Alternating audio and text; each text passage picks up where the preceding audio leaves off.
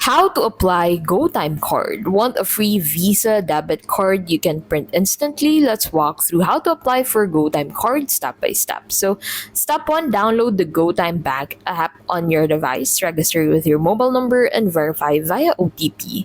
Now, open your account, provide details, scan a valid government ID, and then after that, go ahead and scroll down. Click on cards, and then from here, go ahead and select this get a physical card. So to be able to get a physical card, you need to look for a GoTyme kiosk at any Robinsons Mall or partner outlets and then print your card from there. And your Visa debit card is printed instantly. Collect it within 30 seconds to avoid reprinting fees.